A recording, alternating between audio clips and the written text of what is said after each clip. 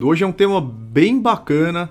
Nós vamos falar sobre o capítulo 17 de 1 Reis, o profeta Elias, a idolatria do rei Acabe e da Jezabel e aquele episódio da viúva de Sarepta. Esse capítulo ele tem apenas 24 versículos e é um capítulo dinâmico. Então eu vou fazer a leitura corrida do verso 1 até o último verso, até o verso 24. E aí a gente volta explicando do início ao fim de uma forma muito satisfatória. Então vamos lá. Ora, Elias, o tesbita de Tisbe de Gileade, disse a Acabe: Juro pelo nome do Senhor, o Deus de Israel, a quem sirvo, que não cairá orvalho nem chuva nos anos seguintes, exceto mediante a minha palavra. Depois disso, a palavra do Senhor veio a Elias: Saia daqui, vá para o leste e esconda-se perto do riacho de Querite, a leste do Jordão. Você beberá do riacho e dei ordens aos corvos para o alimentarem lá. Ele fez o que o Senhor lhe tinha dito. Foi para o riacho de Querite, a leste do Jordão, e ficou por lá. Os corvos lhe traziam pão e carne de manhã e de tarde, e ele bebia a água do riacho. Algum tempo depois, o riacho secou-se por falta de chuva. Então a palavra do Senhor veio a Elias: Vá imediatamente para a cidade de Sarepta de Sidom e fique por lá. Ordenei a uma viúva daquele lugar que lhe forneça comida. E ele foi. Quando chegou à porta da cidade, encontrou uma viúva que estava colhendo gravetos. Ele a chamou e perguntou: Pode me trazer um pouco d'água numa jarra para eu beber? Enquanto ela ia indo buscar a água, ele gritou: Por favor, traga também um pedaço de pão. Juro pelo nome do Senhor, o teu Deus, respondeu ela. Não tenho nenhum pedaço de pão, só um punhado de farinha num jarro e um pouco de azeite numa botija. Estou colhendo uns 2 gravetos para levar para casa e preparar uma refeição para mim e para o meu filho, para que comamos e depois morramos. Elias, porém, lhe disse: Não tenha medo, vá para casa e faça o que eu disse. Mas primeiro faça um pequeno bolo com o que você tem e traga para mim. E depois faça algo para você e para o seu filho. Pois assim diz o Senhor, o Deus de Israel: a farinha na vasilha não se acabará, e o azeite na botija não se secará, até o dia em que o Senhor fizer chover sobre a terra.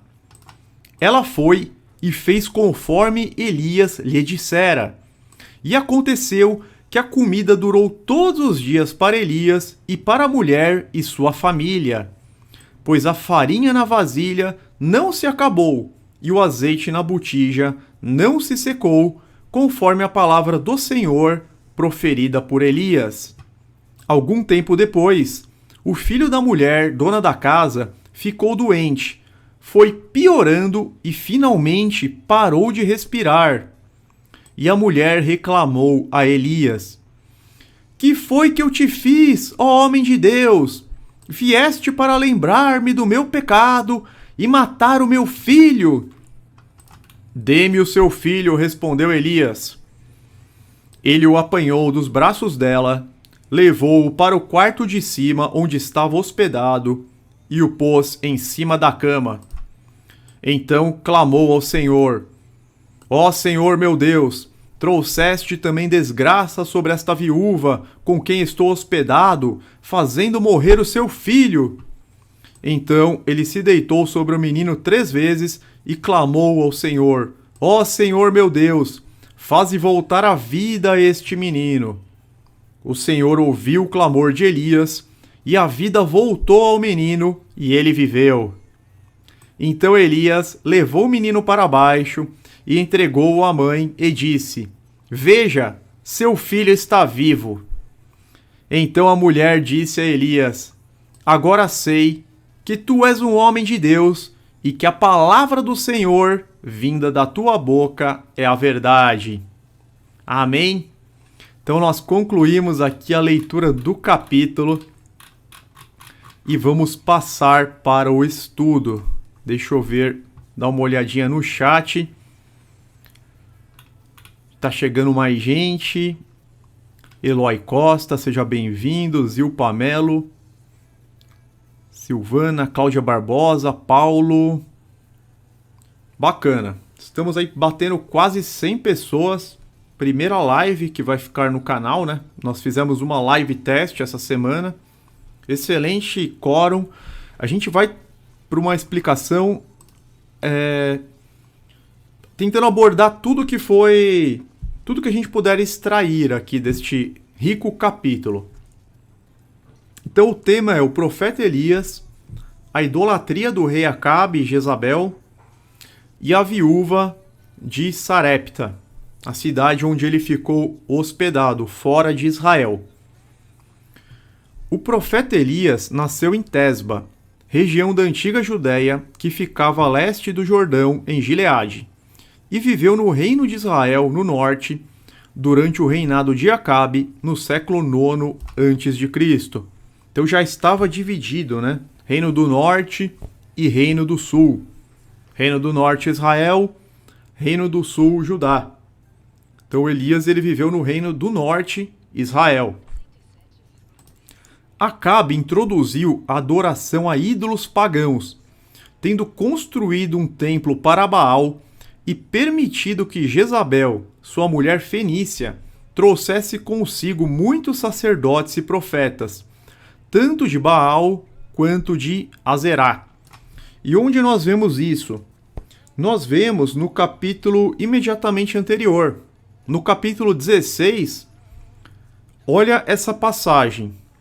Vou até ampliar um pouquinho, mas eu vou ler tudo. Então, quem não estiver conseguindo ler pelo celular, porque fica muito pequeno, não tem problema. Eu vou ler todo o conteúdo e ainda dar explicações extras. Então, 1 Reis 16, versos 30 a 33. Acabe, filho de Onre, fez o que o Senhor reprova, mais do que qualquer outro antes dele. Ele não apenas achou que não tinha importância cometer os pecados de Jeroboão, filho de Nebate, mas também se casou com Jezabel, filha de Etbaal, rei dos Sidônios, e passou a prestar culto a Baal e adorá-lo. No templo de Baal, que ele mesmo tinha construído em Samaria, Acabe ergueu um altar para Baal. Fez também um poste sagrado. Ele provocou a ira do Senhor, o Deus de Israel, mais do que todos os reis de Israel antes dele. Então Acabe, ele fez coisas muito piores do que o rei Salomão. Ele fez coisas muito piores do que Jeroboão. Que acabaram, esses reis, eles provocaram a ira do Senhor. Mas Acabe, ele foi longe demais. Ele construiu um templo para Baal. Ele ergueu um altar para Baal. Ergueu postes sagrados. Eles perseguiam, né? Eles perseguiam todos os profetas, todos os sacerdotes do Deus Altíssimo. Uma coisa assim terrível. A Bíblia nos ensina que a idolatria é um dos pecados mais graves que se pode cometer. É considerado um adultério espiritual, como descrito no livro de Oséias. Em Apocalipse 21:8, está dito claramente que o lugar dos idólatras será no lago de fogo que arde com enxofre. Portanto, a primeira lição que aprendemos hoje é no sentido de fugir de todo e qualquer tipo de idolatria, inclusive da avareza, que é o apego excessivo ao dinheiro e aos bens, que também é considerado idolatria. Então, idolatria não é apenas idolatrar ídolos, deuses pagãos, mas você idolatrar, por exemplo, um carro, um cargo, excessivamente seus bens. A gente lembra daquela passagem do jovem rico, né? Que ele não conseguiu se desapegar aos bens para seguir Jesus. Isso nos lembra uma passagem, Efésios 5:5. Porque bem sabeis isto, que nenhum devasso, ou impuro, ou avarento, o qual é idólatra, tem herança no reino de Cristo e de Deus. Então a idolatria ela é mais abrangente do que nós imaginamos.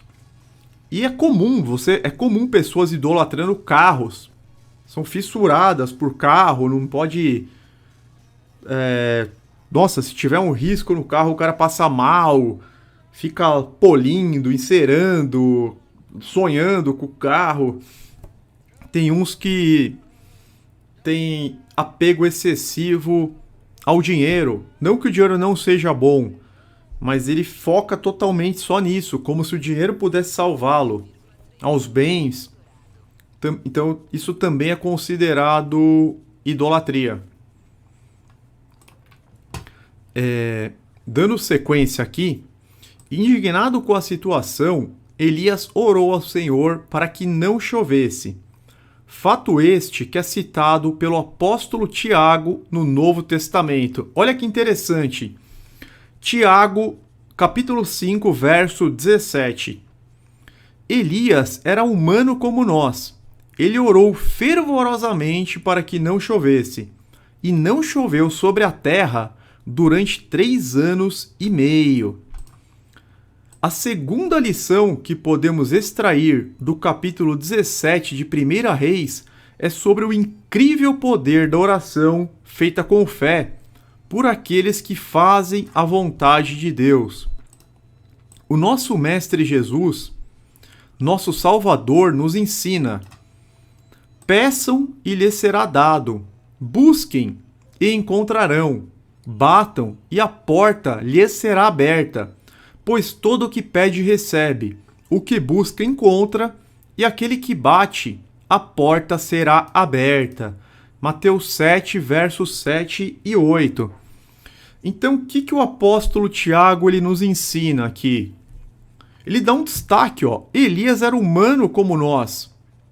Então, Elias, ele era imperfeito como nós. Ele era um servo de Deus? Sim, ele era um servo de Deus. Mas ele tinha os mesmos sentimentos que nós. Ele sentia medo, ele sentia raiva, tinha situações que ele errava, sentia ira em determinados momentos. Mas ele orou fervorosamente para que não chovesse. E não choveu sobre toda a terra durante 3 anos e meio. Então a segunda lição que nós aprendemos é sobre o poder da oração feita com fé. Porque a fé, ela tem uma grande influência naquilo que nós conseguimos obter. Todos nós somos pecadores. Então, como que você vai orar com base em méritos, se nós não temos méritos? É claro que nós temos que nos esforçar para fazer a vontade de Deus, para seguir os mandamentos. E a gente já vai ver isso em Provérbios 28, 9. Mas é muito mais a fé, a gente tem que exercer muito mais a fé do que confiar na nossa própria justiça, porque nós não somos justos. Jesus é o único justo. O apóstolo João, ele nos exorta dizendo: esta é a confiança que temos ao nos aproximarmos de Deus. Se pedirmos alguma coisa de acordo com a sua vontade, ele nos ouve. E sabemos que ele nos ouve em tudo o que pedimos. E se sabemos que ele nos ouve em tudo o que pedimos, sabemos que temos o que dele pedimos. 1 João 5, versos 14 e 15. Então, aquela oração que a gente pede algo de acordo com a vontade de Deus, ele nos ouve e nós temos, ele nos concede. Por exemplo, uma coisa é você pedir um carro, uma casa, um emprego. Outra coisa é você pedir para ser usado por Deus na obra. Você pedir um dom para edificação da igreja, para edificação dos membros da igreja, dos irmãos. Então, quando você faz uma oração pedindo algo que é vai bem de encontro, né, com a vontade de Deus, você pede sabedoria, por exemplo, que nem o rei Salomão fez isso. No começo, né, quando ele era jovem, Deus falou que ele podia pedir o que ele quisesse. E ele pediu sabedoria. E Deus ficou muito contente com isso. E concedeu para ele muita sabedoria. E além disso, várias outras coisas, né? Então, a gente tem que fazer pedidos também que vão de acordo com o que Jesus nos ensinou, para que a gente possa ter, de repente, um ministério, talentos e dons para empregar na obra, para que a gente seja usado como instrumentos na mão do Altíssimo. Porque a Bíblia fala: buscai primeiro o reino dos céus e as demais coisas vos serão acrescentadas. Às vezes a pessoa fica com aquela ansiedade de buscar primeiro as coisas materiais e parece que nada vem. Fica meio que nadando contra a correnteza. O outro, ele busca as coisas do alto, ele busca servir a Deus, andar como Jesus andou, fazer parte da obra, do ministério, de alguma forma, de acordo com os talentos que Deus dá, de acordo com os dons que Deus dá. Claro, cada um na sua função, digamos assim, segundo a vontade do Espírito de Deus. E aí as demais coisas você acaba nem precisando pedir. Elas vão sendo acrescentadas. Então essa passagem é muito importante. Eu vou ler de novo. Esta é a confiança que temos ao nos aproximarmos de Deus. Se pedirmos alguma coisa de acordo com a sua vontade, Ele nos ouve. E se sabemos que Ele nos ouve em tudo o que pedimos, sabemos que temos o que dele pedimos. 1 João 5, versos 14 e 15. Mas é claro que para sermos ouvidos, é necessário que estejamos nos esforçando para guardar os mandamentos. Agora entra aqui Provérbios 28, 9. Se alguém se recusa a ouvir a lei, até suas orações serão detestáveis. Então nós temos que ser obedientes. Não podemos viver impiamente. Não podemos viver da forma como nós queremos. Olha o que acontece. Se alguém se recusa a ouvir a lei, até as suas orações serão detestáveis. Em algumas versões está escrito: até as suas orações serão abomináveis. Então muitas pessoas elas não entendem por que as orações não são atendidas. Ela tem que pedir para Deus sondar o coração dela, mostrar o que está de errado no caminho. Porque às vezes a pessoa está vivendo na iniquidade, na anomia. O irmão Flávio comentou aqui: onde está o seu coração, ali está o seu tesouro. Exatamente. O informativo Última Hora comentou: infelizmente o povo está fazendo o contrário, só querem bens materiais. Sim, as pessoas elas querem cortar o caminho. A nossa geração está impregnada com aquele evangelho da prosperidade, teologia da prosperidade. Eles só falam em evangelho da graça e teologia da prosperidade. Não falam em evangelho da renúncia. Não falam no evangelho da autonegação.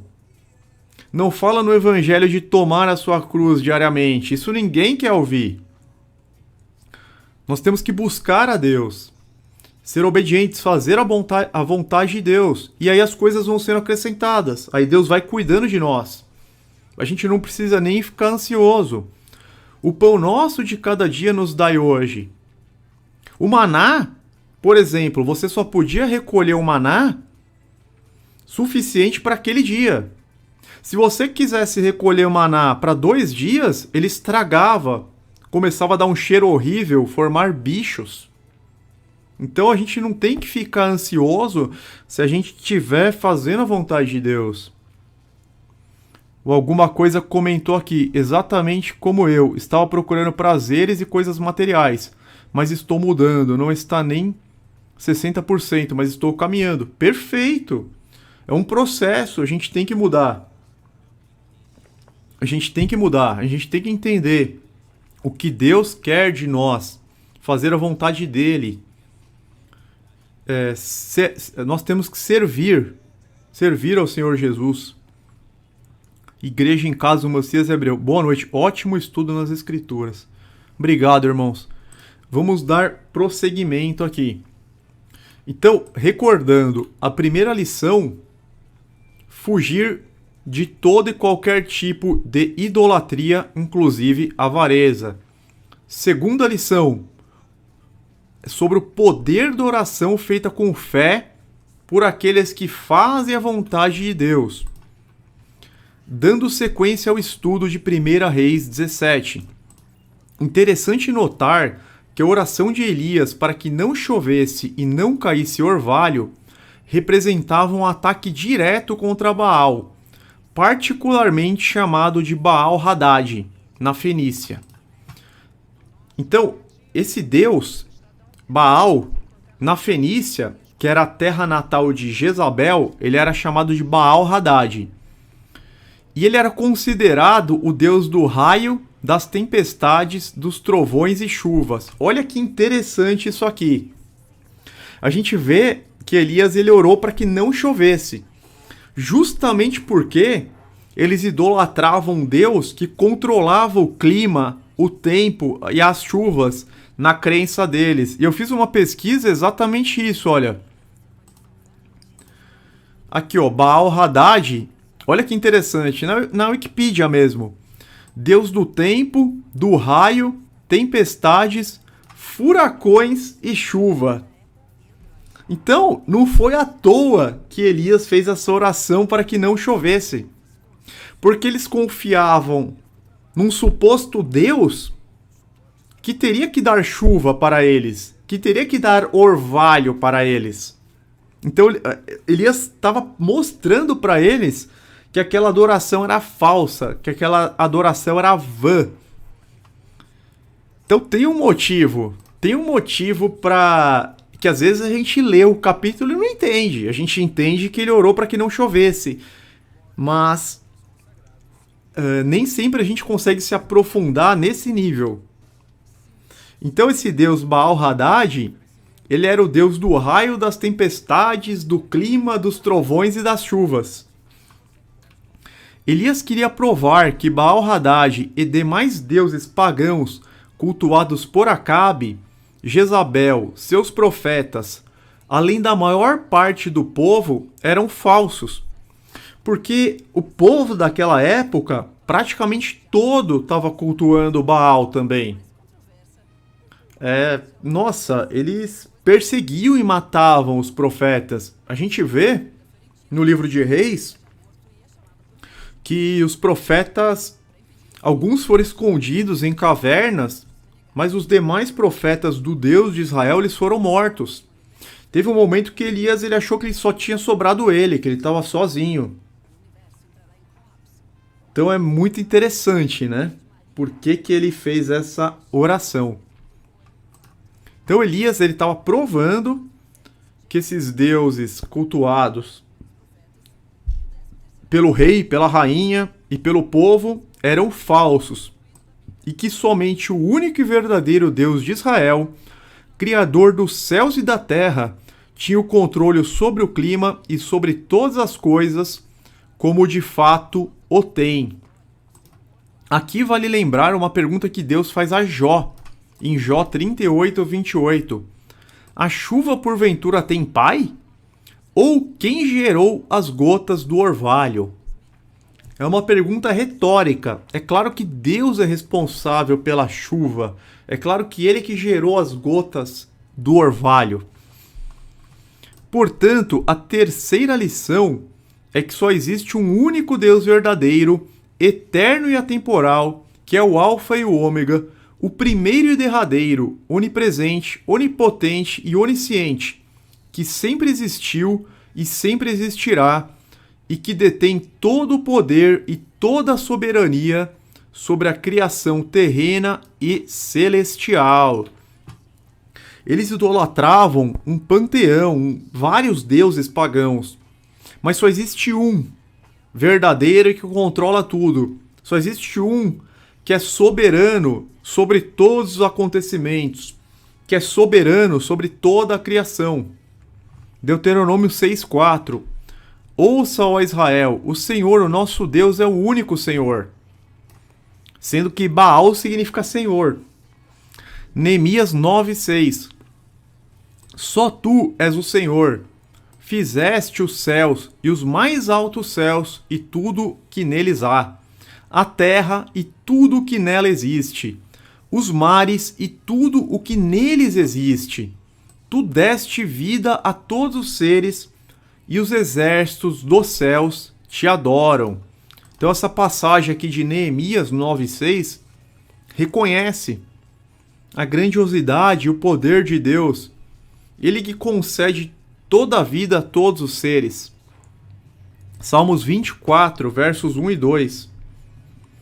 Do Senhor é a terra e tudo que nela existe, o mundo e os que nele vivem, pois foi ele quem fundou-a sobre os mares e firmou-a sobre as águas.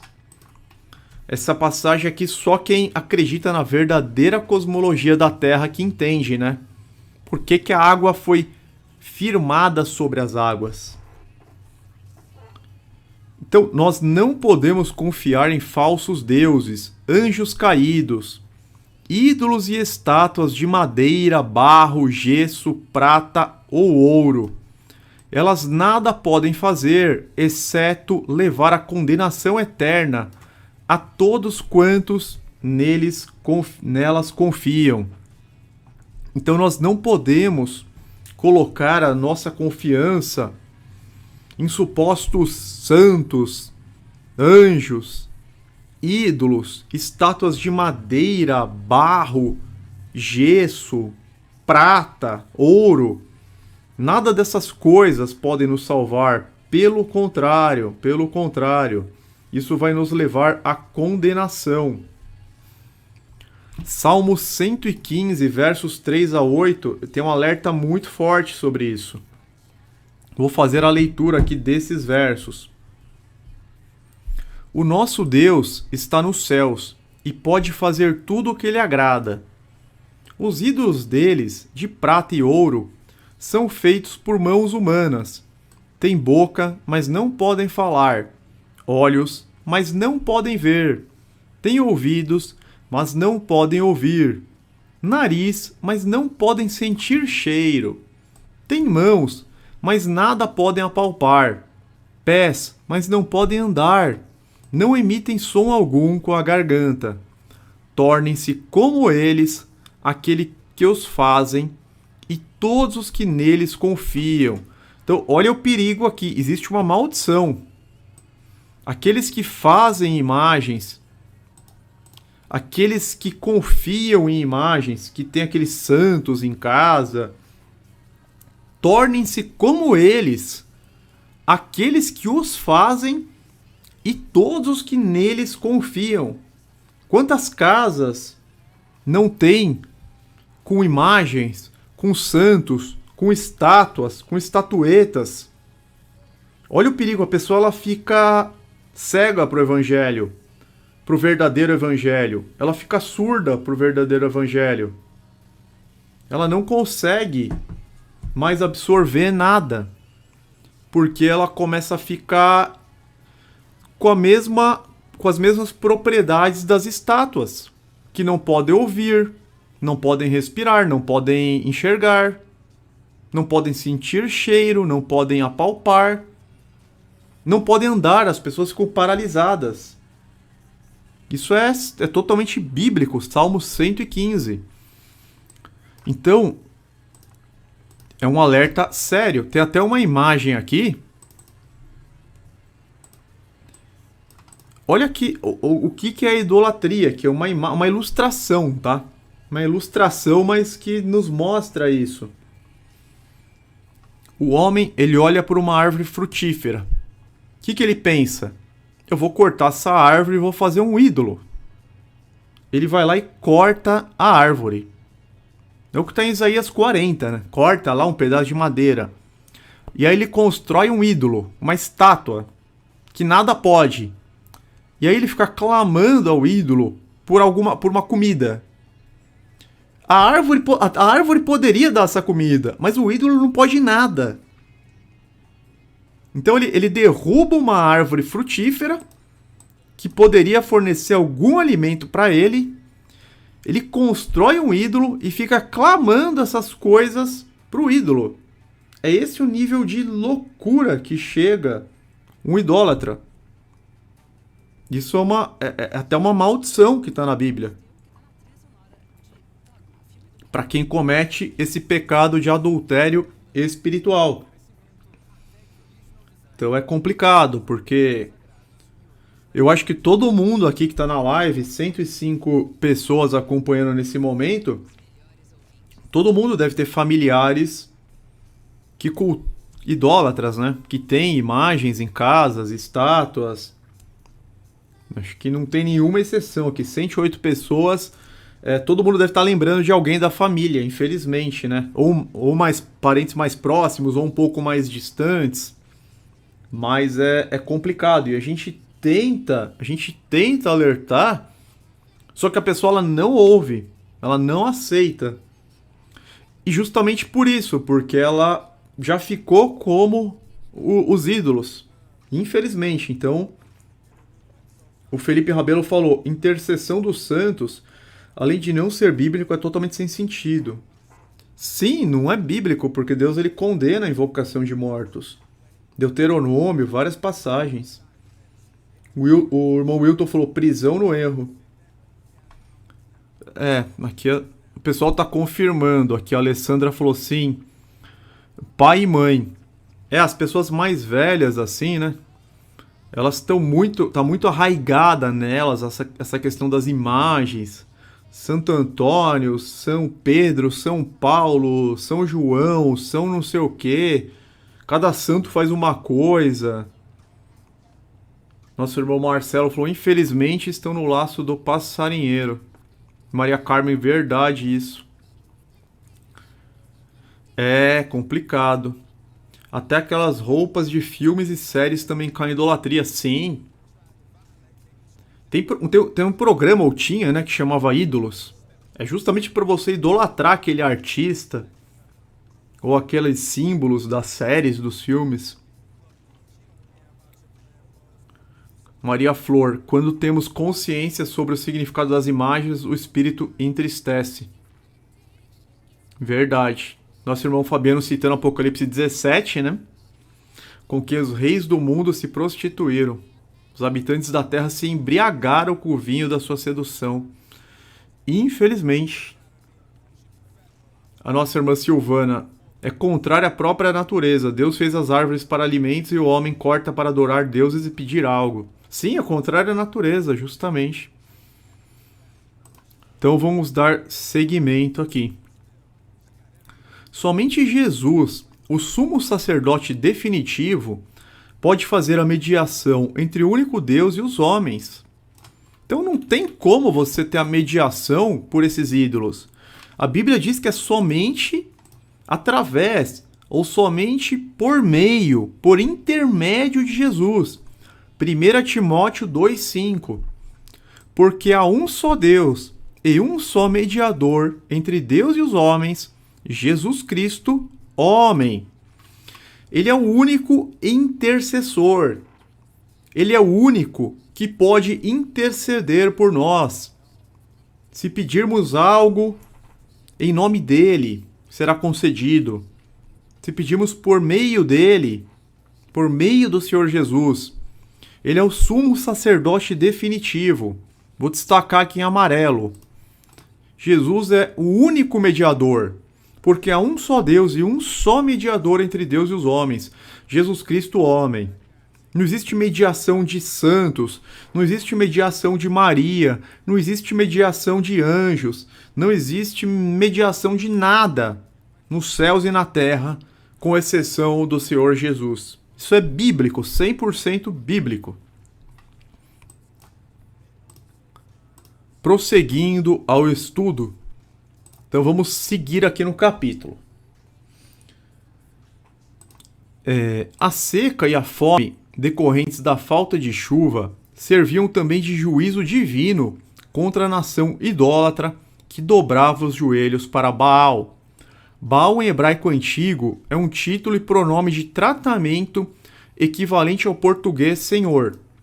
Como substantivo e adjetivo, é equivalente aos vocábulos senhor no sentido de dono, podendo também significar marido, patrão e chefe.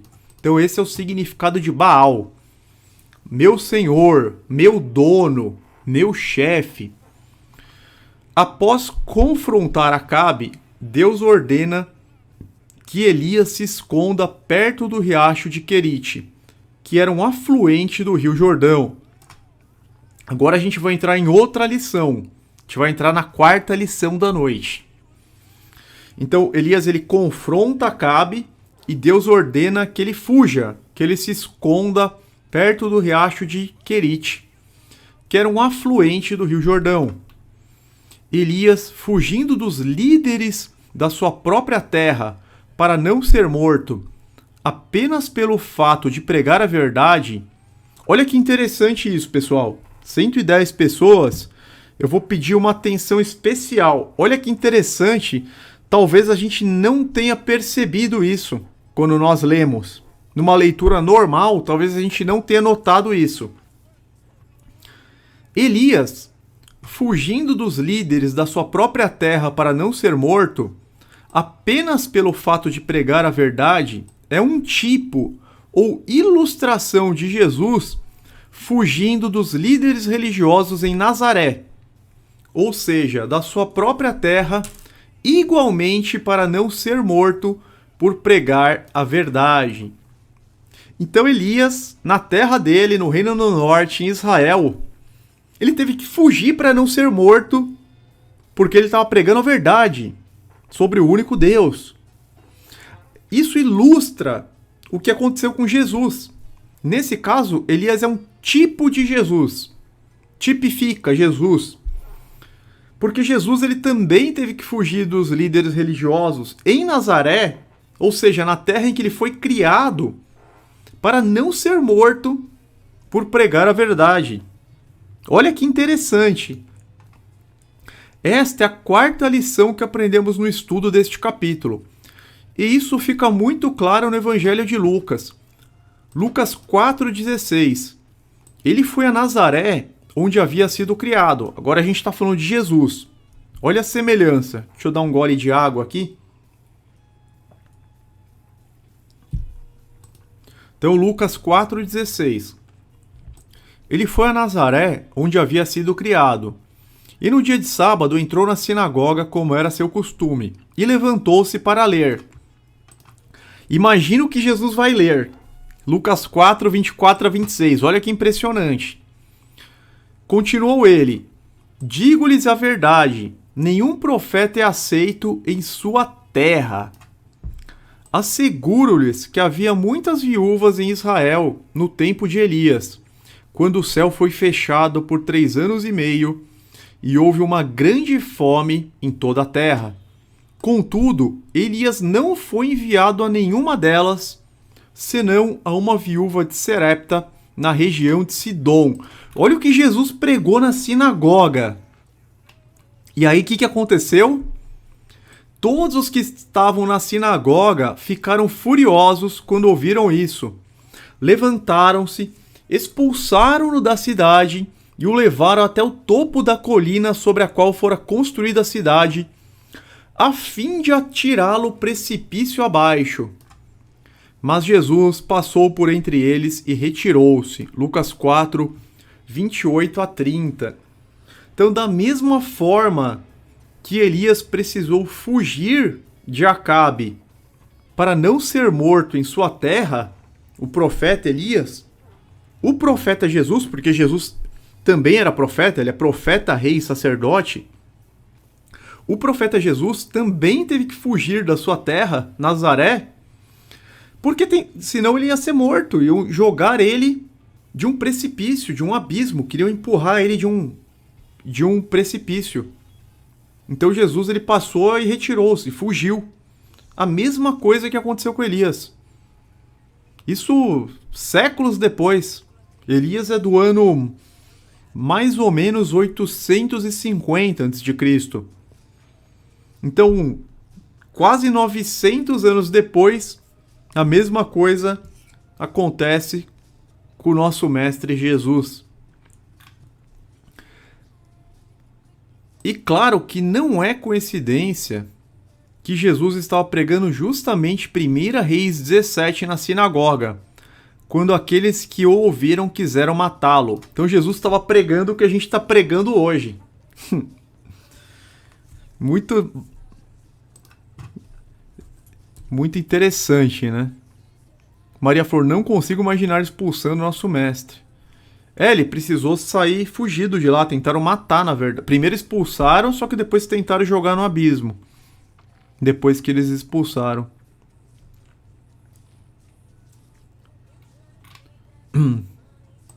Então vamos lá. No verso 4 do capítulo 17, vemos que Deus... Agora a gente vai mudar aqui a lição. Um outro ponto interessante.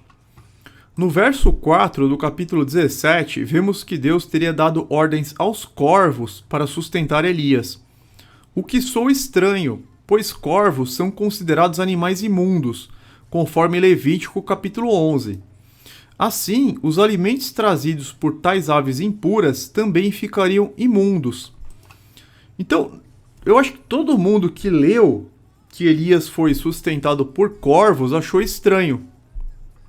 Uma passagem que todo mundo conhece.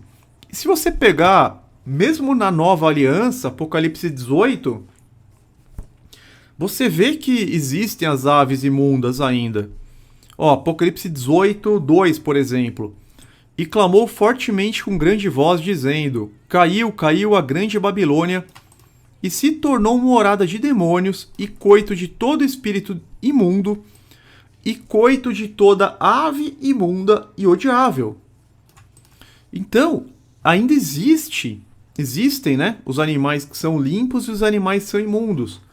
Porque a gente está no livro mais novo do Novo Testamento e está falando que a Babilônia se tornou coito de toda a ave imunda e odiável. Então seria estranho Elias ter sido sustentado por corvos. Eu pesquisei e o que eu encontrei? Na realidade, Deus deu ordens para os árabes, cujas carruagens passavam por aquela rota, para que fornecessem pão e carne ao profeta. A palavra corvos e árabes se escreve quase da mesma forma em hebraico, o que gerou o equívoco na tradução. E realmente eu pesquisei aqui. Olha como que escreve a palavra corvos, deixa eu dar um zoom. E árabes, é quase igual, tá vendo? Então tudo indica que foi um pequeno equívoco na tradução. Corvos se escreve dessa forma. Árabes, quase igual, ó. É um risquinho de nada a diferença. Então, pelo que eu pesquisei, isso até é um consenso assim entre os judeus, Deus deu ordem para os árabes, cujas carruagens passavam por aquela rota, para que fornecessem a ele pão e carne. Então tem muito mais sentido, tá? Do que o corvo trazendo carne no bico, um animal imundo. Então esse é um esclarecimento que a gente recebe. Eis aqui a quinta lição. No meio de uma grande seca que assolava a terra, Deus provê para o seu servo tanto a água quanto o alimento sólido. Olha que interessante essa lição. Talvez uma das lições mais importantes da noite e a que mais tem a ver com esse momento que nós estamos passando, né? Esse momento de pandemia, de desemprego. Essa quinta lição, ela toca nisso. No meio de uma grande seca que assolava a terra, nós podemos dizer que nós estamos vivendo em uma grande seca. E que essa grande seca assola toda a terra, não apenas o Brasil, mas toda a terra. Ainda assim, Deus provê para o seu servo tanto a água quanto o alimento sólido. Então Deus ele manda Elias para um afluente do rio. Então ele tinha água garantido. E providencia o alimento de uma forma inesperada, né? Os árabes, os estrangeiros estavam fornecendo pão e carne para ele, porque Deus colocou esse intento neles.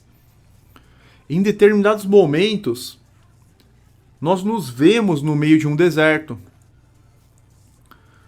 Contudo, em períodos de escassez, aqueles que verdadeiramente amam e obedecem a Deus viverão na dependência de Deus e não perecerão. Eu vou repetir.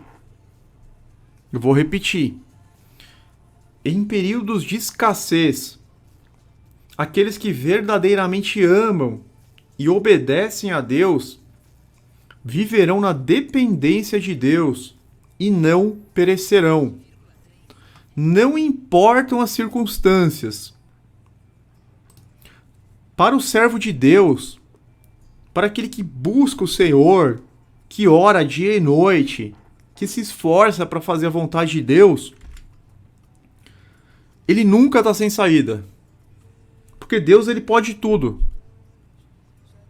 Então não existe um servo de Deus verdadeiro ficar sem saída. Um servo de Deus ele não precisa entrar em desespero. Ele não precisa ficar ansioso com o dia seguinte. Por quê? Porque o pão nosso de cada dia nos dai hoje. Isso é uma garantia. Porém, os descrentes, por outro lado, estes entrarão em desespero, podendo chegar ao extremo de tirar a própria vida, pois não encontrarão qualquer solução neste mundo. O homem carnal coloca toda a sua esperança nas coisas que são falíveis, passageiras e perecíveis. Então o que o homem carnal faz? Ele tenta acumular bens, ele tenta acumular riquezas, ele tenta buscar um cargo mais alto, mais elevado. Às vezes ele vai morar num lugar ruim, longe da família, para ganhar um pouco mais. Às vezes ele larga um monte de coisa, perde até o casamento, para tentar ganhar um pouco mais, ter um cargo que ele possa falar, não, agora eu sou gerente, agora eu sou diretor, agora eu sou supervisor, e vai atrás dessas coisas, e tenta se garantir apenas com essas coisas. De repente ele perde o emprego, de repente vem uma pandemia, e aí ele não vê nenhuma esperança. Muitos chegam ao extremo de tirar a própria vida. Deixa eu ver o que o pessoal tá comentando. Ricardo Teixeira. Eu mesmo estou vivendo na dependência de Deus. Ele não tem deixado me faltar nada. Ótimo testemunho. Salmos 1 equivale também à quinta lição. Sim, Emilson Souza. Salmos 1:3. Ele é como a árvore plantada na margem das águas correntes, dá fruto na época própria. Sua folhagem não murchará jamais. Tudo que empreende prospera. Exatamente. Quando o povo estava no deserto, no êxodo, não faltou nada. Eles murmuravam, mas Deus estava providenciando tudo. Então, o servo de Deus, ele não vai colocar toda a sua esperança nas coisas que são falíveis. É claro que ele vai trabalhar, ele vai fazer o que é necessário. Ele vai em busca de uma melhor condição de vida, vai trabalhar para prover a sua família. Ok, normal. Só que no momento que chega a escassez, ele vai ficar na dependência de Deus. Quando ele não puder fazer nada, Deus vai fazer por ele. Que nem o povo que estava no deserto. A gente já vai ler essa passagem. Então, Mateus 6, versos 19 e 20 nos ensinam: não acumulem para vocês tesouros na terra, onde a traça e a ferrugem destroem, e onde os ladrões arrombam e furtam. Mas acumulem para vocês tesouros no céu, onde a traça e a ferrugem não destroem, e onde os ladrões não arrombam nem furtam. Diferente do homem carnal, o homem renascido do Espírito de Deus, por intermédio de Cristo, sabe que mesmo que cessem as provisões da terra, ainda poderá contar com as provisões da parte do Pai Celestial. Então olha que interessante. Mesmo que cessem as provisões da terra, ainda podemos contar com as provisões da parte do Pai Celestial. Mateus 6, 31 a 33. Portanto, não se preocupem dizendo: que vamos comer, ou que vamos beber, o que vamos vestir, pois os pagãos aqui correm atrás dessas coisas. Mas o Pai Celestial sabe que vocês precisam delas. Busquem, pois, em primeiro lugar o reino de Deus e a sua justiça, e todas essas coisas lhes serão acrescentadas. Olha que bênção! Busquem primeiro servir a Deus, as coisas de Deus, o reino dos céus e a sua justiça. E todas essas coisas lhes serão acrescentadas. Vai abrir uma porta para um emprego, vai abrir uma janela para alguma coisa que você está precisando. Aqui não está falando para você ficar deitado no sofá, não. Mas está falando para buscar primeiro o reino de Deus. Amar a Deus sobre todas as coisas. E o restante vai acontecendo naturalmente. O restante ele vai acontecendo, sem você precisar colocar nenhuma ansiedade. Não, mas Gilberto, eu preciso de um emprego e quase que não tem vaga. Tem 1000 candidatos em uma vaga. Fica tranquilo. Se Deus estiver cuidando de você, a vaga é sua. Acabou. Ou ele vai abrir uma outra porta, ou ele vai abrir uma outra janela. É só não pôr ansiedade. As pessoas, ansiedade é falta de fé. A gente está vivendo na geração da ansiedade. Na geração que as pessoas têm que tomar antidepressivos. Na geração que as pessoas têm que tomar ansiolíticos. Na geração que as pessoas têm que tomar reguladores de humor. Não precisa de nada disso. Mateus Jean Silva, vejo essas coisas na minha família. Deus é maravilhoso. Amém, amém. Confirmando. Marcelo JS, os servos de Deus estão firmes na rocha. Dulce Condessa, tenho vivido na dependência de Deus. E tá vivendo. Giselda Ganem, minha prima, serva de Deus. Mesmo no deserto, Deus supre tudo. Amém. Sim, mesmo no deserto não falta nada para aqueles que são obedientes. Para aqueles que fazem a vontade. Fabiana Andrade, precisava ouvir essa mensagem hoje mesmo.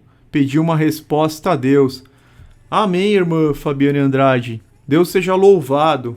Deus nos usa para passar as mensagens. Canal do Evangelista Flávio.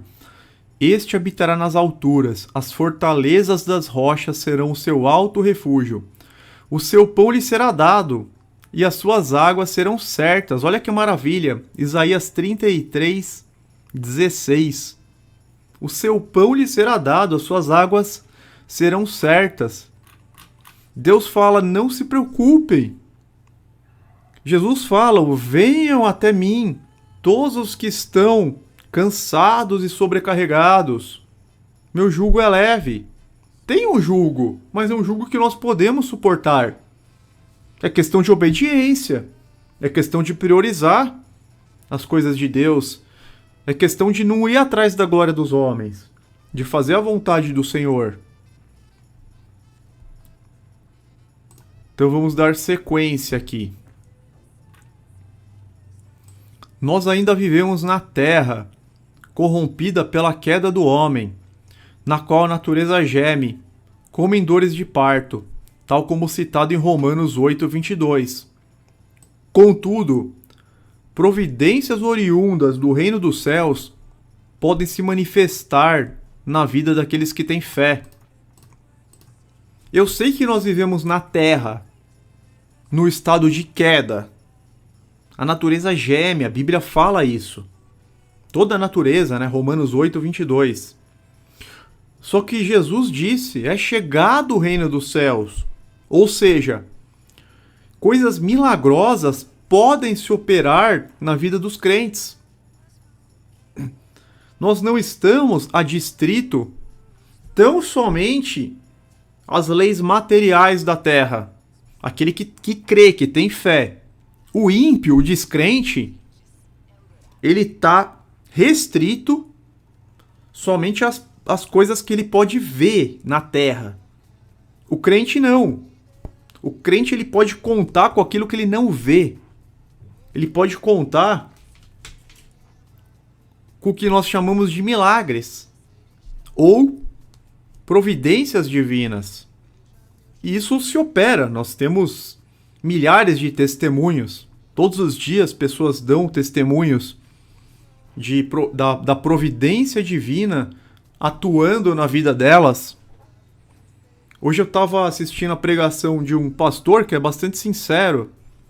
Ele prega sobre arrependimento. E ele falou que eu já ouvi isso pela segunda vez. Que uma pessoa chegou para ele no meio da rua e falou, eu senti de te dar R$100. E eu acredito, por quê? Porque teve um irmão da Igreja de Deus que aconteceu isso com ele também. Faltava R$100 para ele pagar o aluguel. Uma pessoa que ele nunca viu, eu senti de te dar R$100. E ele tinha orado para Deus. Então assim, não é uma coisa normal desse mundo. Você vê que é uma providência divina. Atuação lá do alto. Podemos citar uma passagem de Neemias relembrando as bênçãos de Deus na época do Êxodo, quando o povo de Israel atravessava o deserto rumo à terra prometida. Olha que bacana aqui a citação de Neemias sobre o que aconteceu na época do Êxodo, na época em que eles atravessavam o deserto. Tu os conduziste de dia com uma nuvem, e de noite com uma coluna de fogo, para iluminar o caminho que tinham que percorrer. Olha o cuidado de Deus. De dia conduzia com uma nuvem, para aplacar o calor. E no deserto à noite faz um frio extremo. Só que de noite com uma coluna de fogo. Isso também iluminava o caminho que eles tinham que percorrer. Olha a providência divina. Em um local árido. Tu desceste ao monte Sinai, dos céus lhes falaste. Deste-lhes ordenanças justas e leis verdadeiras, e decretos e mandamentos excelentes. Fizeste que conhecessem o teu sábado santo, e lhes deste ordens, decretos e leis por meio de Moisés teu servo. Na fome deste-lhes pão do céu, e na sede tiraste para eles água da rocha. Mandaste-os entrar e tomar posse da terra que sob juramento tinhas prometido dar-lhe. Na fome, eles olhavam para aquele deserto e não viam nada para comer. Não viam nenhuma árvore frutífera. Eles não viam nenhum animal, nada. E de repente, o pão, o maná vem do céu. E aí eles estavam com sede. Não tinha nenhum riacho, nenhum lago, nenhum açude, nem poço, nada. De repente, a água era extraída da rocha. Essa providência divina, ela continua atuando nos dias de hoje, porque Deus é imutável. Não importa o deserto que você esteja. Se você confia em Deus e obedece, não importa. A providência vem. Então, Neemias 9, versos 12 a 15. Vamos ler também os versos 20 e 21. Não retiveste o teu maná que os alimentava, e deste-lhes água para matar a sede. Durante 40 anos, tu os sustentaste no deserto. Nada lhes faltou, as roupas deles não se gastaram, nem os seus pés ficaram inchados, nem as roupas se gastaram. Quando Deus te coloca no deserto, é porque Ele quer te ensinar alguma coisa. É porque Ele quer te lapidar. Ele quer que você fique na dependência dEle. Que você confie nele. E quanto mais rápido a gente aprende essa lição, mais rápido Ele nos tira do deserto. O problema é que eles ficavam murmurando, reclamando. Por isso que eles ficaram 40 anos. E a geração original que saiu de lá acabou nem entrando. Somente Josué e Caleb, da geração que saiu do Egito, entraram na Terra Prometida. Os demais eram os filhos deles, né? 20 anos para baixo, os que nasceram no deserto. Então, quando a gente está no deserto, aceita a provação. Não murmura. Aprenda a lição. Fique na dependência de Deus, agradeça. E logo você vai poder sair do deserto. E você sai fortalecido. Você sai com um grande aprendizado. Você sai lapidado, melhorado, pronto. E aí você vai estar muito mais forte para enfrentar as demais situações, para aconselhar os irmãos, para dar testemunhos. Canal do Evangelista Flávio. No dia da angústia, Deus proverá aos seus filhos. Exatamente. Quando Cristo ele fala que deixa conosco a paz dele, e que não é a paz do mundo, em João capítulo 14, o que ele está falando? Eu deixo com vocês a minha paz, apesar do mundo. Então pode estar tudo desmoronando no mundo, que o cristão está em paz. Porque ele tem a paz de Cristo. A paz de Cristo não depende de estar tudo bem no mundo. A paz de Cristo é algo interno, algo do Espírito de Deus. Márcia Barbosa.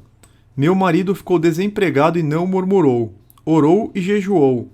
E depois de 2 meses o Senhor mandou várias propostas de emprego e ainda hoje ele recebe mais propostas. Estamos muito gratos a Deus. Olha que testemunho maravilhoso, mostrando que a pregação ela é verdadeira, ela acontece no mundo real. Isso que a gente está pregando acontece no mundo real todos os dias. O mesmo Deus do passado está neste tempo com seus sinais e providências. Sim, exatamente o mesmo Deus. Exatamente o mesmo Deus. Deixa eu ver se tem mais algum depoimento. Tem. Mateus Jean Silva. Tem um testemunho. Semana passada fui abençoado com a permissão de guardar o sábado de uma forma tão incrível que a minha própria mãe, que não era a favor, veio até mim dar a permissão. Amém, amém, irmão. Que graça, hein? Que bom. Irmão Gilberto, Deus tem sido presente nesses tempos de maneira maravilhosa. Amém, irmão. Para Deus nada é impossível. Exatamente, exatamente. Então, Elias, ele viveu isso, né? Deus enviou para ele um lugar que tinha água e providenciou pão e carne para ele. Porque ele estava sem saída naquele momento. Então, prosseguindo aqui no estudo de 1 Reis 17. Passados alguns dias, Deus manda o profeta se dirigir a Sarepta, pertencente a Sidônia, ou seja, fora dos limites de Israel. Era um território fenício a cerca de 18 quilômetros ao sul de Sidom, no meio do território de Baal. Então Deus fala para Elias, olha, agora você vai para a cidade de Sarepta, que é fora de Israel, é um território fenício, no meio do território de Baal. Elias deveria permanecer ali, pois Deus havia ordenado a uma mulher viúva que lhe desse comida. Olha a providência de Deus continuando. Deus colocou no coração de uma pagã que desse comida para ele. No verso 9, Deus diz a Elias: levanta-te e vai para Sarepta, o que é prontamente obedecido pelo profeta sem questionamento. Então Elias podia questionar a Deus aqui. Mas por que eu vou no meio do território de Baal? Por que eu vou num território pertencente a Sidônia? Um território fenício. O que eu vou fazer? Ele podia falar isso. O que eu vou fazer num território fenício? O que eu vou fazer a 18 quilômetros ao sul de Sidom? Mas o que ele faz? Ele levanta, ele prontamente obedece. Sem questionar. Sem reclamar. É um exemplo para nós. É um exemplo de obediência. Porque é uma ordem de Deus que parece desconfortável, né? Você ir para um território estrangeiro de um Deus pagão, mas ele confiou em Deus. Ele falou para ir para lá, ele confiou, ele não questionou. Então ele obedeceu sem questionamento. Eis aqui a sexta lição. A sexta lição da noite. Devemos obedecer a Deus sem murmurar e a nele confiar plenamente. Deus é perfeito, Deus não erra. Deus ele quer o bem de todos, ele quer que todos se salvem. Ele não tem prazer na morte do ímpio. Então nós não temos nenhum motivo para não confiar plenamente em Deus. Nenhum motivo.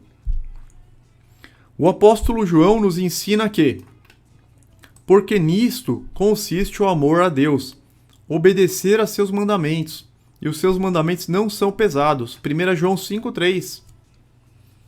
Então, está falando também de obediência. No livro de Atos dos Apóstolos, os apóstolos respondem ao sumo sacerdote enquanto eram interrogados no Sinédrio. Atos 5:29. Pedro e os outros apóstolos responderam: é preciso obedecer antes a Deus do que aos homens. Isso aqui é uma grande lição, porque as pessoas ficam preocupadas com o que os outros vão pensar. O que será que ele vai achar? O que será que vão pensar de mim? Será que eu vou perder essa posição? Não. É preciso obedecer antes a Deus do que aos homens. A gente não tem que buscar glória dos homens. A gente não tem que buscar aprovação dos homens. A gente tem que buscar a aprovação de Deus. Os homens não podem nos salvar. Deus fala para Moisés em Deuteronômio 5:29. Quem dera eles tivessem sempre no coração esta disposição para temer-me e para obedecer a todos os meus mandamentos. Assim tudo iria bem com eles e com seus descendentes para sempre. Olha essa garantia. Olha que incrível essa garantia. Se eles tivessem a disposição para temer a Deus e obedecer a seus mandamentos, tudo iria bem com eles e com os seus descendentes para sempre. Tudo iria bem. Bastava obedecer. Só que o que o homem faz? O homem desobedece. A gente quer fazer a nossa vontade. A gente quer dar vazão a nossas ambições, aos prazeres, à vontade da carne.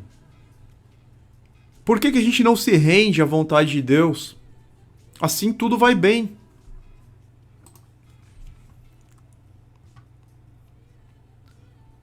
Tô vendo aqui os comentários. Dalisvan Silva. Diversas vezes em minha vida me encontrei sem saída, sem perspectiva nenhuma. E Deus me proporcionou coisas que nem eu conseguiria imaginar. Incrível! Deus, ele é um Deus de restauração. Deus, ele restaura aqueles servos dele. Quando a pessoa está totalmente desacreditada, o entorno está zombando, a pessoa está totalmente humilhada, Deus exalta. Deus é um Deus de exaltação daqueles que o servem, que obedecem, que confiam nele.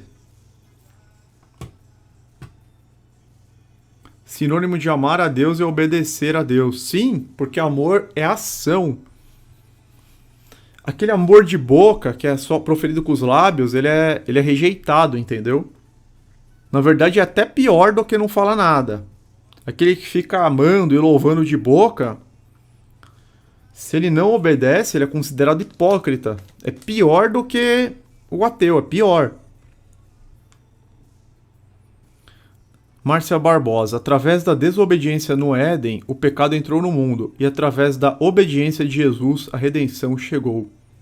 Marcelo. Jejum e oração com fé e sinceridade provém grandes milagres. Amém. Então vamos continuar. Jesus faz o seguinte questionamento no Sermão da Planície. Por que vocês me chamam Senhor, Senhor, e não fazem o que eu digo? Lucas 6,46. Isso é para a maioria dos crentes de hoje, né? Senhor, Senhor, louvado seja... Senhor Jesus, Mestre, te amo. Mas por que vocês me chamam Senhor, Senhor e não fazem o que eu digo? Eu quero que vocês façam o que eu digo. Portanto, devemos estar sempre prontos para obedecer a Deus, nos esforçando para andar como Jesus andou. Dando seguimento, vamos continuar aqui no capítulo. Quando Elias chega em Sarepta, vemos que a mulher quase nada tinha a lhe oferecer, e inclusive já tinha perdido a esperança de viver. Ironicamente, Baal não tinha poder para impedir a fome dentro do seu próprio território. Então lá o pessoal de Sarepta, o deus deles era Baal, eles clamavam para Baal, não caía uma gota de água, não providenciava comida, não providenciava nada. Tava todo mundo morrendo de fome.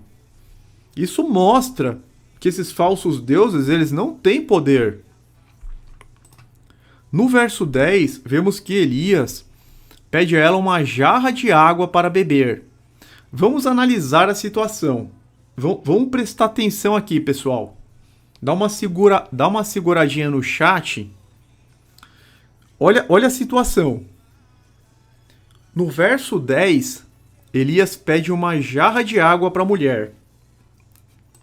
Item 1.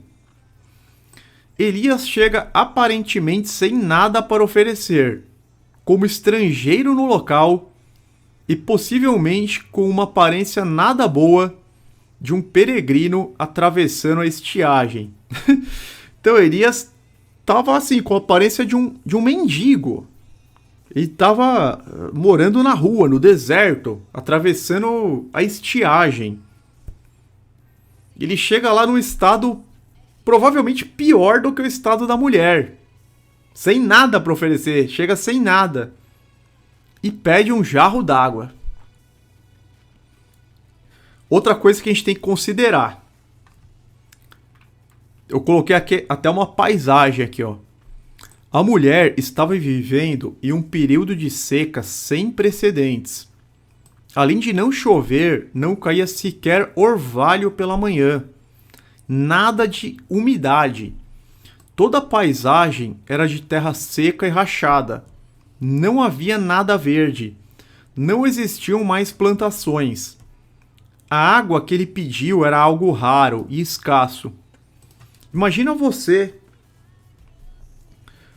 Você olha e a paisagem é essa aqui que a gente está vendo na tela. Assim, não tem uma plantinha. Não tem uma árvore. Não tem nada úmido. Tá tudo seco, esturricado. De manhã não tinha não vinha aquele orvalho, aquelas gotículas, aquela umidade, não vinha. Era só o sol, sol e terra seca, pó. E no mundo inteiro, não choveu em toda a terra. Então a mulher saiu de casa, a paisagem era essa. Não tinha para onde olhar. Não tinha, era isso. E o Elias vai lá e pede um jarro de água para ela. Mesmo assim, a mulher sai para buscar a água. Contudo, o profeta chama novamente e diz: Traze-me também um bocado de pão na tua mão. Está no verso 11. Então, ele não pediu só água nessa situação. Quando ela saiu, ela não questionou com relação à água, ela saiu para buscar. A hora que ela virou as costas para ir buscar a água, Elias falou: Traze-me também um bocado de pão na tua mão. Como assim, né? Nisso ela responde que tinha apenas um punhado de farinha e um pouco de azeite para fazer um pequeno bolo que só dava para ela e seu filho comerem. E depois dessa refeição, iriam se preparar para a morte. A expectativa da mulher sem Deus era unicamente a morte. Todo o cenário era de morte, sem qualquer esperança. Então, essa é a expectativa de uma pessoa sem Deus, num período de escassez.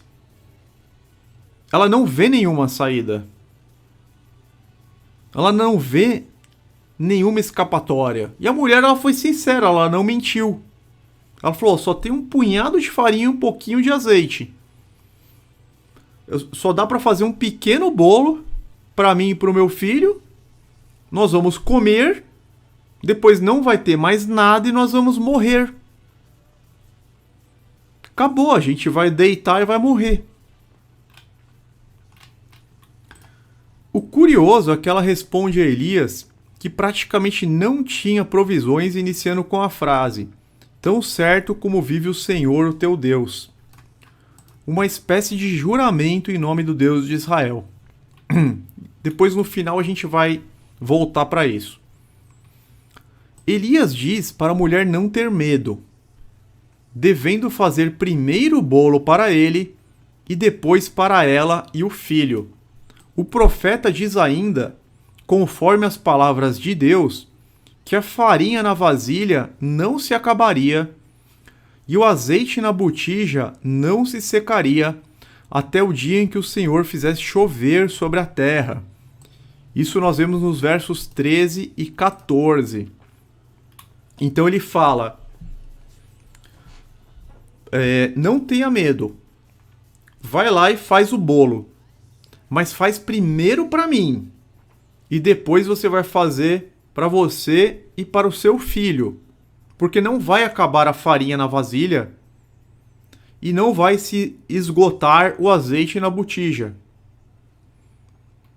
Nesse momento, nós vemos uma demonstração de fé pela viúva, que creu no Deus de Israel, pois ela fez conforme Elias lhe dissera. Então a mulher, ela deu uma grande demonstração de fé aqui. Porque ele falou algo que parecia impossível. Em nome do Senhor, em nome de Deus. E ela acreditou. E ela acreditou. Apesar do Deus dela não ser o Deus de Israel, ela teve fé. E foi e fez. Ela fez conforme Elias lhe dissera.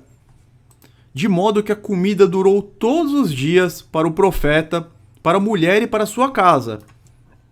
a farinha na vasilha não se acabou e o azeite na botija não se secou.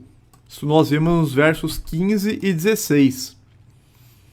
Deus deu o maná dos céus à viúva de Sarepta, uma cidade pagã, ao mesmo tempo em que negava comida ao povo da sua terra prometida. Olha que forte isso. Deus ele busca adoradores sinceros. Deus ele vai de encontro aos que buscam a Ele, aos que querem ter um relacionamento com Ele, aos que confiam nele. Então Deus deu o maná dos céus à viúva de Sarepta, uma cidade pagã, ao mesmo tempo em que negava comida ao povo da sua terra prometida. Porque o povo estava sendo infiel, dobrando os joelhos a Baal. Já que eles estavam cultuando outro Deus, que o outro Deus provesse a eles. Deus foi justo. Foi lógico. Vocês não estão cultuando a Baal, adorando a Baal? Então peça o pão para ele.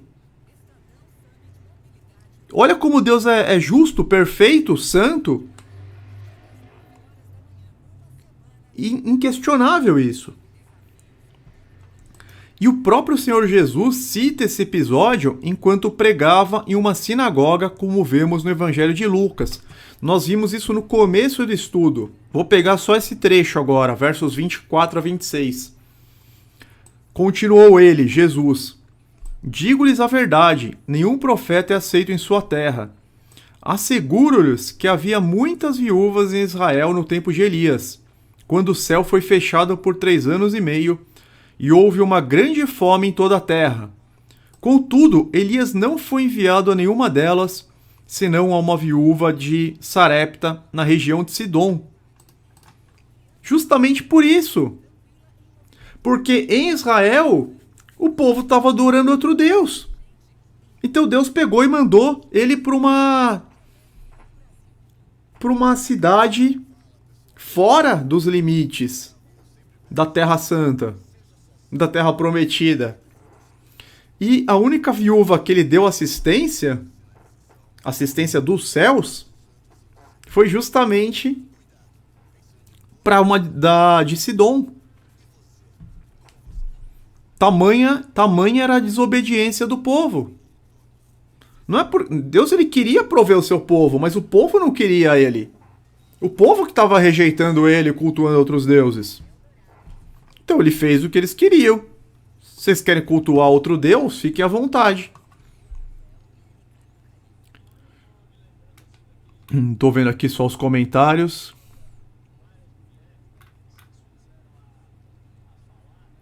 O irmão Flávio falou: estamos em uma época que agora é o momento de provarmos nossa fé. É justamente.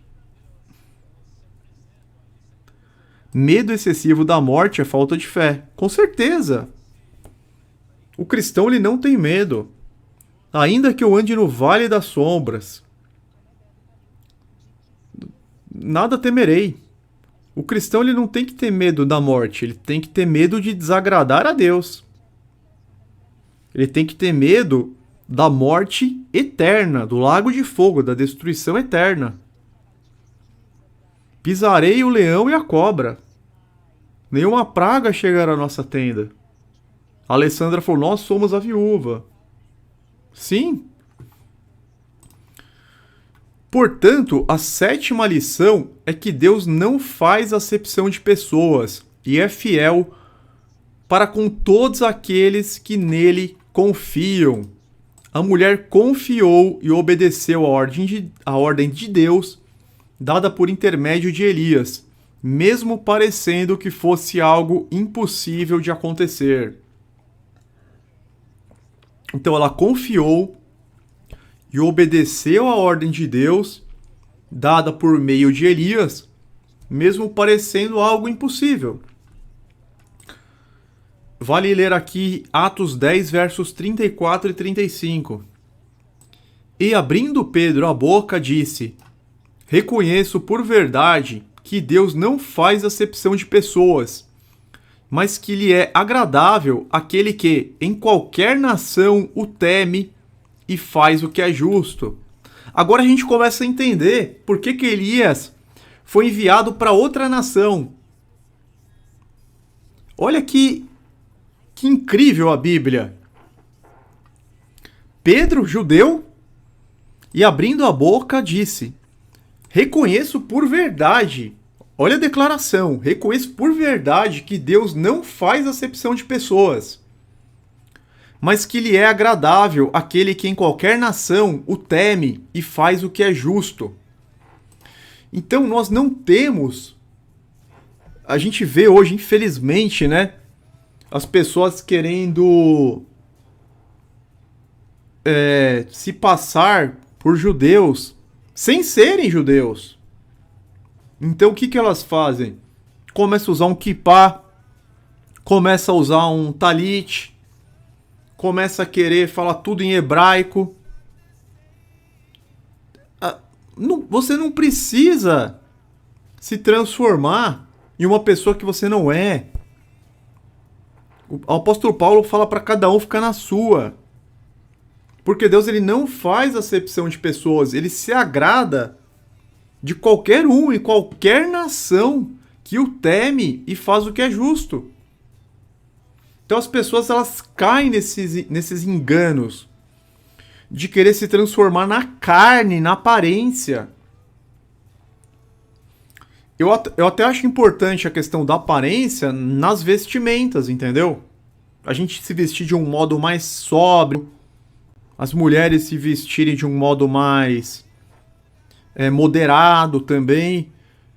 Mas nós não precisamos nos transformar naquilo que nós não somos. Basta obedecer, temer, fazer a vontade, fazer o que é justo. Romanos 2, versos 10 e 11. Glória, porém, e honra e paz a qualquer que pratica o bem, primeiramente o judeu e também ao grego. Porque para com Deus não há acepção de pessoas. Mais uma passagem aqui.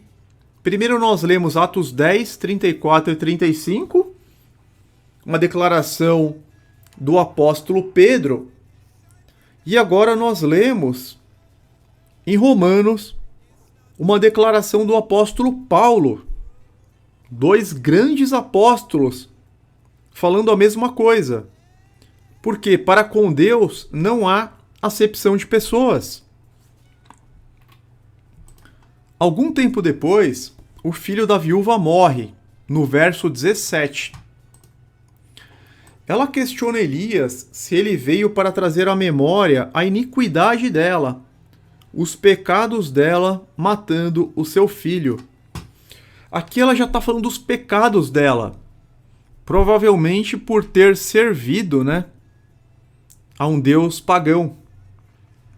Então ela questiona Elias se ele veio trazer à memória a iniquidade dela, os pecados dela, matando o seu filho, no verso 18. Olha que interessante, eu vou ler o verso 18 na Almeida Corrigida Fiel e na Bíblia King James. Eu vou ler o mesmo verso nessas duas versões, para ver o que ela questiona a Elias. Primeiro na Almeida. Então ela disse a Elias: que tenho contigo, homem de Deus? Vieste tu a mim para trazeres à memória a minha iniquidade e matares a meu filho? E na Bíblia King James, e ela disse a Elias: o que eu tenho que fazer contigo, ó tu, homem de Deus? Vieste até mim para chamar à lembrança o meu pecado e para matar o meu filho? Então ela está questionando se a morte do filho dela era em decorrência dos pecados dela, provavelmente da idolatria, da adoração a Baal. Provavelmente a mulher associou a morte de seu filho como uma punição por ter levado uma vida de adoração a um Deus diferente do Deus de Elias. Elias então tomou o menino morto dos braços da sua mãe estendeu-se 3 vezes sobre ele e clamou ao Senhor que lhe devolvesse a vida. O Senhor atendeu ao clamor de Elias e o sopro da vida voltou ao menino. Isso está nos versos 21 e 22.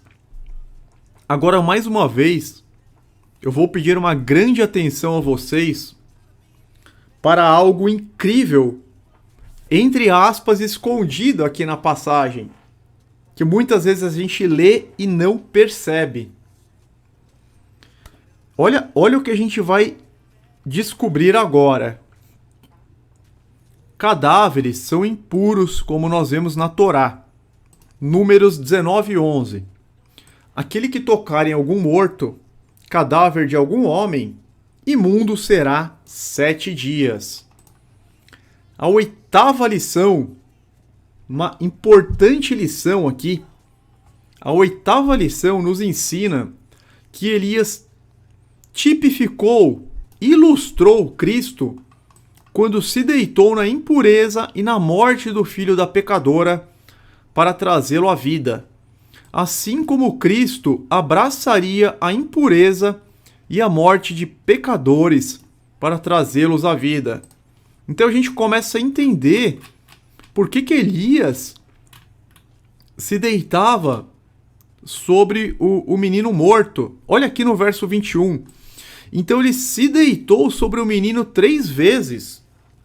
Isso muitas vezes passa batido. Por que ele se deitou sobre o cadáver do menino 3 vezes? Né? Isso muitas vezes passa batido. Só que é mais um tipo de Cristo aqui, mais uma ilustração de Jesus. Quando ele se deita na impureza e na morte do filho da pecadora para trazê-lo à vida, da mesma forma como Cristo abraçaria a impureza e a morte de pecadores para trazê-los à vida. Então Cristo abraçou a nossa impureza.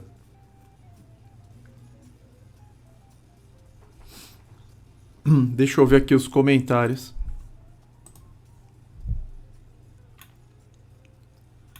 Aqui os comentários.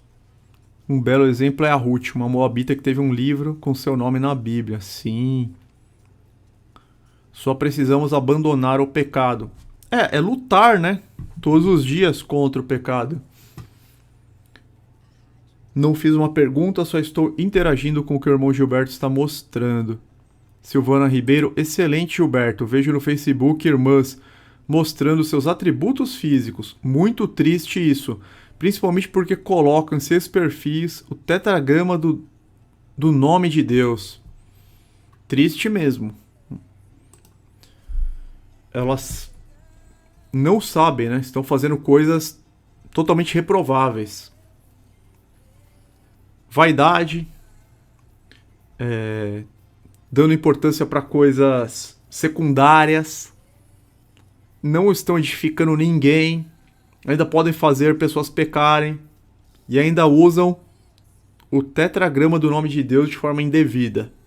Quantos erros aí a pessoa está cometendo? Maria Carmen, eu sempre fico ligado com o que está sendo discorrido na bancada, não prestando muita atenção no chat. Aqui a gente está trazendo um ponto bem importante aqui. Então, nesse momento, Elias ele ilustra o que Cristo faria por nós pecadores. Cristo ele abraça, ele se deita sobre a nossa impureza. E a morte dos pecadores para trazê-los à vida. Efésios 2, versos 4 a 6. Mas Deus, que é rico em misericórdia, pelo seu grande amor com que nos amou, estando nós ainda mortos em nossos pecados, nos vivificou juntamente com Cristo, pela graça sois salvos, e nos ressuscitou juntamente com ele, e nos fez assentar nos lugares celestiais em Cristo Jesus. Além disso, esse milagre foi outro ataque contra Baal.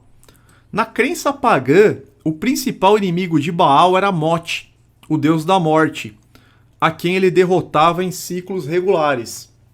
Trazendo o menino dos mortos, em plena região de Baal, Elias declarou que somente o Deus Todo-Poderoso, Criador dos céus e da terra, é o doador da vida e tem a vitória sobre a morte.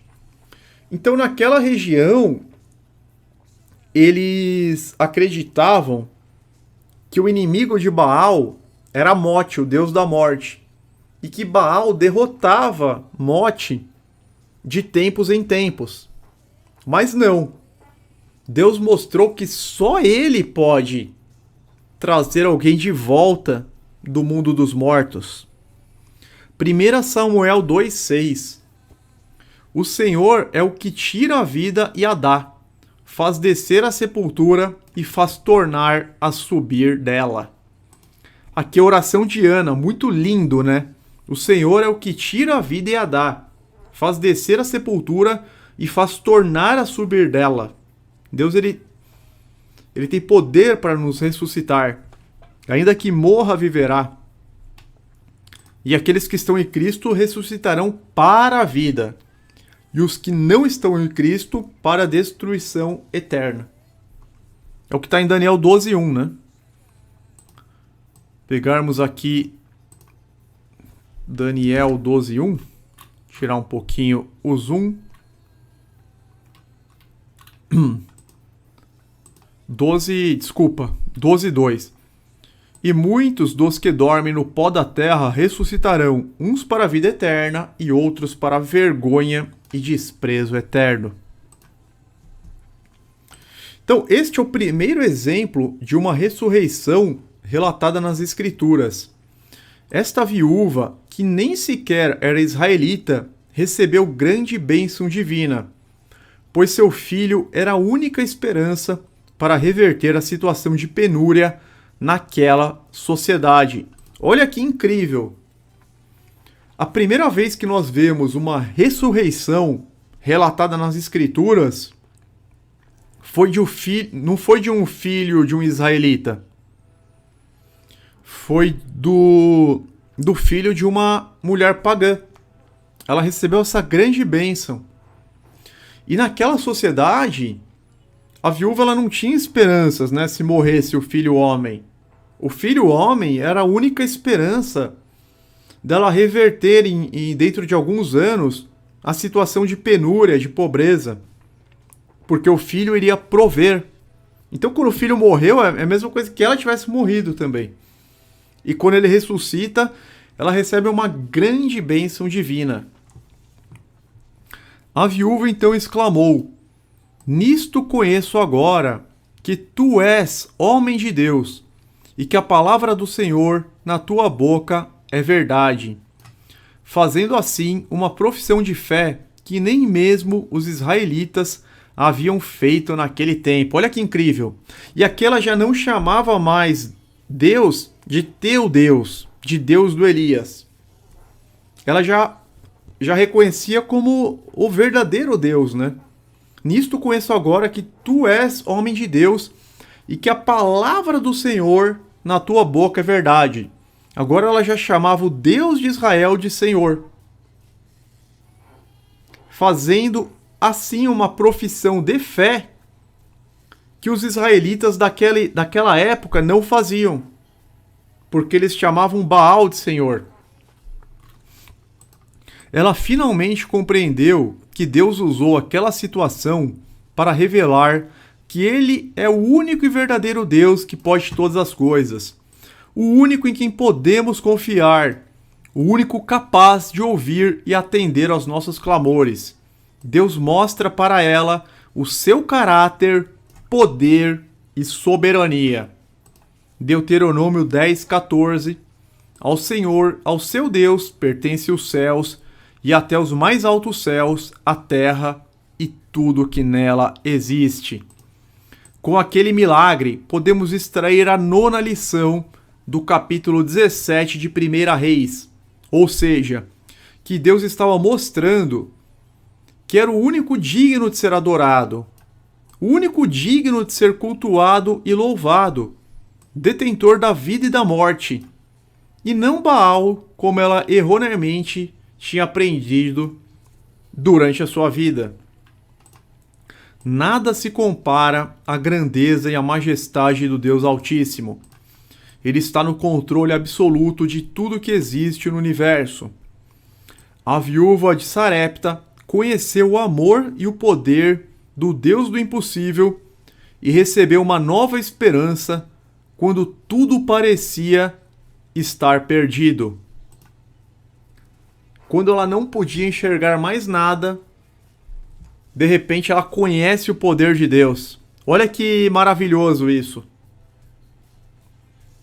Aquela paisagem, lembra? Nós contemplamos aqui. Quando tudo era escassez, falta, deserto, porque no deserto não tem nada. De repente, nesse momento, ela já estava conformada em morrer. Eu vou comer aquele último bolinho, vou deitar e vou morrer. Eu e meu filho vamos morrer. De repente, ela conhece o poder de Deus. E toda a situação é revertida. A esperança, ela chega quando tudo parecia estar perdido. Apocalipse 14:7. Adorem aquele que fez os céus, a terra, o mar e as fontes das águas. Então ela reconheceu que o Deus de Israel era o soberano Senhor, era o único Senhor. Por fim, a 10ª lição de hoje nos ensina que Deus é fiel para com todos os que lhe buscam e obedecem. As orações de Elias foram ouvidas e atendidas, pois o profeta não abandonou o Senhor durante as provações. Então Elias, ele teve os clamores ouvidos e atendidos, porque ele foi forte durante as provações, e nós vemos que ele imediatamente obedecia às ordens de Deus, sem questionar, sem reclamar, sem murmurar. Fiel a Deus, o qual os chamou à comunhão com seu Filho Jesus Cristo, nosso Senhor. 1 Coríntios 1:9. Apeguemo-nos com firmeza à esperança que professamos, pois aquele que prometeu é fiel. Hebreus 10:23. Então essa é a 10ª e última lição que podemos extrair nesta noite do capítulo 17 de 1 Reis. Que Deus é fiel para com aqueles que lhe buscam e lhe obedecem. Amém, irmãos? Então por hoje é só. Fiquem todos na paz e na proteção do eterno Deus, Criador dos céus e da terra. Vamos buscar a Deus, nos aproximar dele, confiar, orar, ler a palavra dele, viver na dependência de Deus. Fiquem todos com Deus, em nome de Jesus.